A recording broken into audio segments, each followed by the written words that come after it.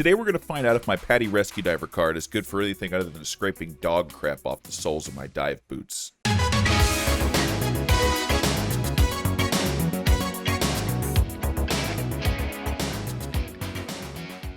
Alright everybody, welcome back to Dive Vibe. I'm super stoked that you're here. I've got a cool reaction video for you today. We're going to take a look at a rescue diver course on Oahu, which is where I did my rescue diver course. So I actually have been enjoying doing content that isn't reaction videos lately. It feels a little bit more me, but every once in a while, I think we got to do one. It's just there's videos that just need to be commented on, and this one especially. There's a lot of stuff to learn from in this video, and it's a well done video. Before we get started, I'd just like to take a second to thank our patrons and channel members. If you'd like to be a part of this list and support Dive Vibe, then you can follow links in the description. You can either join the channel or become a patron. Either way, you get access to some cool stuff, especially if you're into 3D printing stuff. I give away my STLs on there, anything that I've made. But yeah, thank you. This is a rescue class on Oahu. It looks like a pretty by-the-books course. There's a few things that I would have done differently, but you know what? All instructors do things differently. So that's not my goal to like attack this instructor and how they run their course. I'll make critiques if I see anything that I think could be done better or maybe differently, and then once we get to the end of the video, I'll talk about 3 things that went well and 3 things that didn't go well. But it's a cool video, and if you've been thinking about taking a rescue diver course, this will give you a good taste of what it's probably going to be like if you go the PADI route. Anyway, less yapping, more clapping. Let's do this. Diver, inflate BCD, inflate BCD. Leave a comment if this is triggering your PTSD. Oh my god. Already. The nostalgia is real. This is where we used to conduct dive briefings when I was working as a dive master on Oahu, assisting with classes and stuff. It's a nice kind of shady area. We could set up gear in there and all that good stuff. And we'd end up doing dive briefings just like this and heading down to the water. If you look just over behind them, you can see the restrooms over there, and just beyond that is the entry. This is called Electric Beach, this dive site. So you've actually got a power plant across the street, and the power plant intakes ocean water right over there behind the restrooms, right by the beach. There's a big housing for these pipes that suck in ocean water. That cools down the power plant, and then that water gets pushed back out into the ocean, and there's these 2 massive pipes that shoot warm water out. When you get near it, it's like being in a jacuzzi. It's really cool. But if you dive in front of it, it'll push you straight up to the surface, which is sort of bad for you, so you don't want to do that. But if you're free diving, it's pretty fun. Take a little ride. We started off the training with practicing surface rescue skills and also personal rescue skills. Here are a few of the skills our divers practice. Gear For the removal. first in-water skill, we have a diver taking off her gear and putting it back on.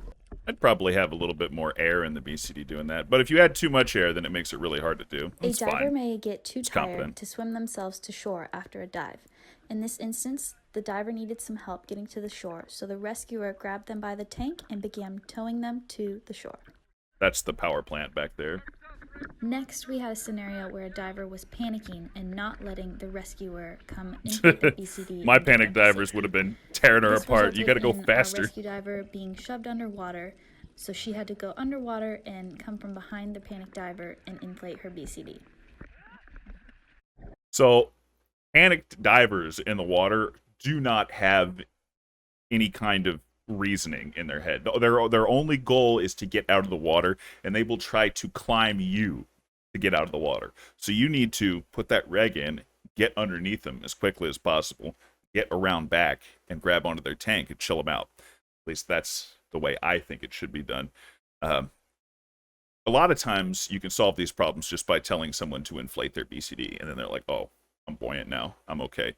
People forget to inflate their BCD. But anyway, the video's young. Let's see what happens. In this very common situation, we had a diver panicking and not being able to catch their breath. Doesn't So look very our panicked. rescuer comes over and helps them control their breathing.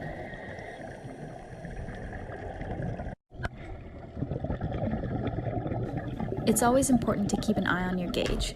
That way, you don't end up running out of air like this diver did. Okay, so real quick, when you're handing someone an alternate air source, you want to hand it to them in the orientation that they're actually going to breathe off of it. So mouthpiece pointed at them, exhaust ports pointed down, and you want to grab onto the hose when you hand it to them, right? You don't want to grab onto the front of the purge cover, although I don't think they were doing that, but just so you know, you want to do that because when they get that reg into their mouth, they need to be able to immediately hit that purge button, because it's highly likely that they don't have any air left in their lungs to clear the regulator, so they need to be able to press that purge button on the front, so don't cover it. Small nitpick. And needing help from a rescuer for an alternate air source. Here we have a diver practicing a controlled ascent because she is very low on air and can't get to her buddy in time, so she has to go up to the surface. So she takes a large breath. You'd really want to be swimming straight up, don't you think? That because this is like not the most efficient path. You're swimming so much further when you're swimming that diagonally. Go straight up and look around a little bit more, because if you're making a beeline for the surface because you're out of air or extremely low on air, you want to be spinning around and making sure that you're not about to run into something, because this area has boats. I mean, ideally, you'd want to make sure that you never let yourself get into this position anyway.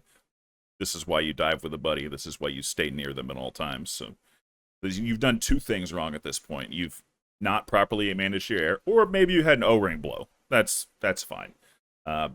Not properly managed your air or an O-ring blew, but then also you're not anywhere near your buddy, and that's a no-no. You want your buddy to be close to you, because when you run out of air, a lot of times you don't run out of air when you have a full breath. You run out of air when you're taking a breath and you don't get a full one, right? So you want to make sure that you're staying near your buddy so you can reach over and slap him and get some air from him. Breathes it out as she goes to the surface.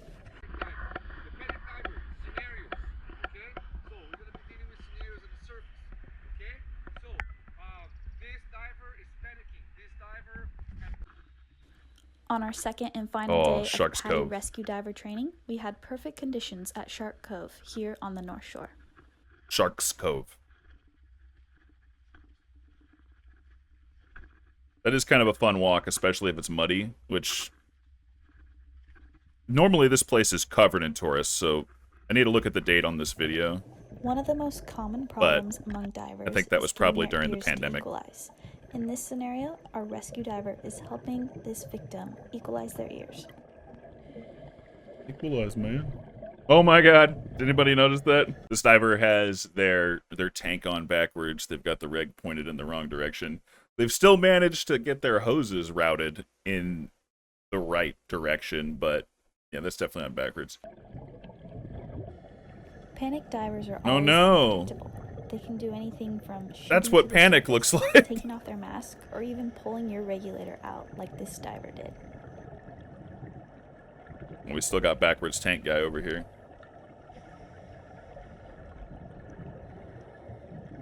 I keep hearing somebody's computer in the background. Somebody's like So it's important to low stay on air calm or yourself something. in this situation. That way you're ready for anything that they throw at you.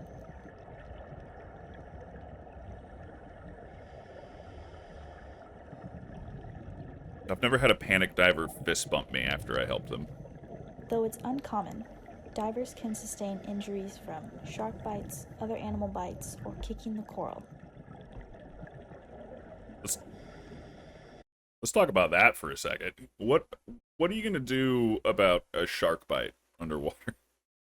Also, I would love to know in the comments. Let me know if anybody watching this video, literally anyone, has ever been bitten by a shark while scuba diving. Because the last time I heard about someone getting bitten by a shark while scuba diving, they were actively chumming while they were diving. Basically, feeding the sharks, and they kept fish on their weight belt on the back. They had a little clip, little fish parts, little fish bag that they used to feed the sharks. And one day they went diving without that, and they got bit in the butt right where they used to keep the fish parts. So I don't know what you want from that situation. That is not the shark's fault. If this happens, it's important to apply pressure while returning to the surface. Where? If there's only one of you with the injured diver, have the injured diver. I'm sorry, that's the medic in me. This is just I don't think it's possible to apply that much pressure underwater, or should even be attempted, unless you're going to whip out a tourniquet underwater. The amount of pressure you need to apply is significant to occlude a vein or artery, right? Maybe not a vein, but an artery, and that's what you'd really be worried about. Apply the pressure so that you can hang on to them and control their air as they are going up. In the case that a diver is found unconscious, a regulator is in their mouth, hold it in their mouth, and open up their airway. He just like didn't, I mean, I guess he shook his arm and he didn't react, but that's just kind of like shake it, grab him. Like, that's what I look like when I'm looking at a nudibranch or something. And I don't care that it's sand. Sometimes I find some of the best nudibranchs or flatworms or whatever hanging out in the sand. So I don't know that I would immediately grab somebody. I guess they'd probably react a little faster. Maybe I'm being a little too critical. I'll calm down. I'm not gonna calm down. By tilting their head back. That way, while you are making your controlled ascent to the surface, their airways are open for the air to escape as you come to the surface. Not bad. You could use their BCD a little bit more to help you out, but if you don't need it, you don't need it. All right, now you got him up to the surface. Let's inflate. Come on. There you go. Now it's important to give this victim rescue breaths and direct someone to get out of the water and call 911. While you're call giving these rescue 911. breaths, Okay, so they said call 911, so they definitely got the PADI memo. Everybody used to say stuff like call for pizza or something like that. Call for anything but 911, because they didn't want to waste the time of emergency services when somebody on the beach hears that and actually does call 911. Here's the problem, though. When people did that, they found that in actual emergency situations, there's this thing in your brain where you always revert back to your like lowest form of training when you're completely stressed out like that, when your adrenaline is pumping. So people would say stuff like call for pizza, right?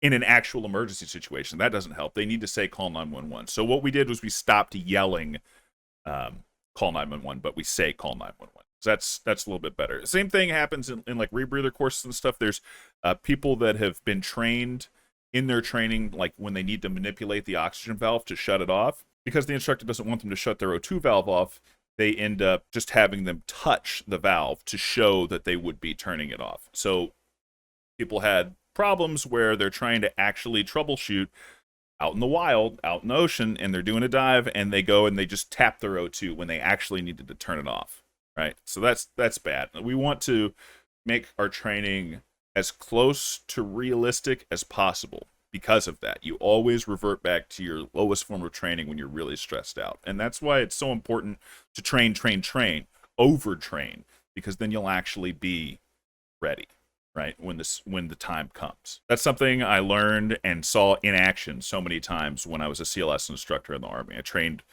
over 1,000 students, so I feel like I know what I'm talking about on this one. it's important to have a plan that everyone knows in your group for if a diver goes missing. That could be look around for 2 minutes and then meet at the line or go to the surface. Well, considering that this is a PADI course, you would look around for 1 minute, head to the surface. In this scenario, the rescuer was practicing an expanding circle to help find the missing diver. So, my father-in-law, also in the dive industry, dive boat captain for years and years and years, and he was telling me about one time in this murky harbor, they had the prop fall off one of their engines on their boat, and the water, the visibility was so low that they weren't going to be able to see very well. So what they did was they took a big weight, tied a rope to it, and put a knot every 5 feet or so. They dropped that down, put the weight in place, and then they would go in a circle and then move out to the next knot, go in a circle. And they found it, and that worked.